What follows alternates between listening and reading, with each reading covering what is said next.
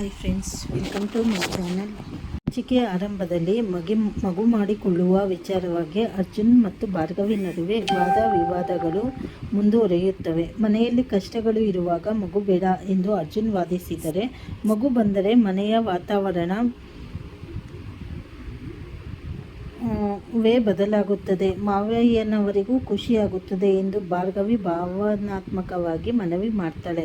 ಇಬ್ಬರ ವಾದವನ್ನು ಆಲಿಸಿದ ಶಕುಂತಲಾದೇವಿ ಹಾಗೂ ಪೂರ್ಣಿ ಅಂತಿಮ ತೀರ್ಪಿಗಾಗಿ ಮುಖಾಮುಖಿ ವೋಟಿಂಗ್ ನಡೆಸಲು ನಿರ್ಧರಿಸುತ್ತಾರೆ. ವೋಟಿಂಗ್ ಪ್ರಕ್ರಿಯೆ ಆರಂಭವಾಗುತ್ತಿದ್ದಂತೆ ಮೊದಲ ವೋಟ್ ಹಾಕುವ ಜೆ.ಪಿ. ಪಾಟೀಲ್, ನನಗೆ ಮನೆಗೆ ಮೊಮ್ಮಗು ಬೇಕು, ಹಾಗಾಗಿ ನನ್ನ ವೋಟ್ ಭಾರ್ಗವಿಗೆ ಎಂದು ಚಲಾಯಿಸುತ್ತಾರೆ. ನಂತರ ಶ್ರೀಮಂತಪ್ಪ ಕೂಡ ಭಾರ್ಗವಿ ತಂಡಕ್ಕೆ ಬೆಂಬಲ ನೀಡುತ್ತಾರೆ.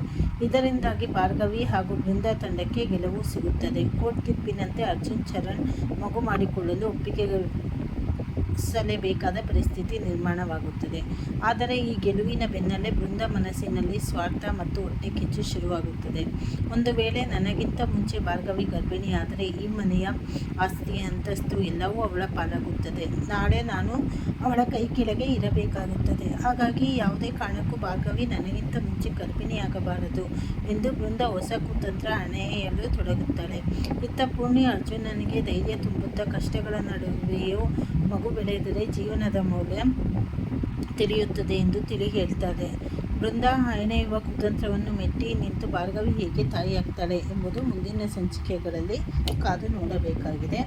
ಮತ್ತು ಮುಂದಿನ ಸಂಚಿಕೆಗಳಲ್ಲಿ ಅವರ ಆಸ್ತಿ ಎಲ್ಲ ಅವರಿಗೆ ವಾಪಸ್ ಸಿಗೋ ಹಾಗೆ ಹೇಗೆ ಮಾಡ್ಕೊತಾರೆ ಅನ್ನೋದು ತಿಳಿಯೋಣ. ಹೊಸದಾಗಿ ಯಾರ್ಯಾರು ಚಾನಲ್ ನೋಡ್ತಾ ಇದ್ದೀರಾ, ಚಾನಲನ್ನು ಸಬ್ಸ್ಕ್ರೈಬ್ ಮಾಡಿಕೊಡಿ, ಲೈಕ್ ಮಾಡಿ, ಶೇರ್ ಮಾಡಿ. ಹಾಗೆ ಫಸ್ಟಿಂದ ಲಾಸ್ಟ್ವರೆಗೂ ವಿಡಿಯೋ ನೋಡಿ, ನಿಮಗೆ ಕತೆ ಏನು ಅಂತ ಹೇಳಿ ಅರ್ಥ ಆಗುತ್ತೆ. ಧನ್ಯವಾದಗಳು.